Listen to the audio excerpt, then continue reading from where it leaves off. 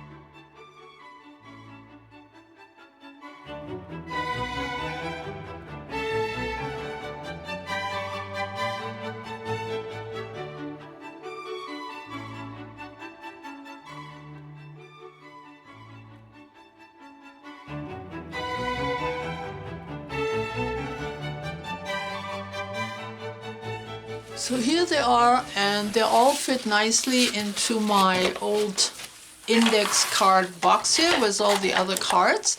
And so there are 40 completed cards. As I mentioned earlier, you can find them all here on my channel, and because I give you the number of each card, it would be rather easy for you to find just the one you were looking for. And I hope you will take a look. Thank you so much for coming. I see you soon again, and bye bye for now.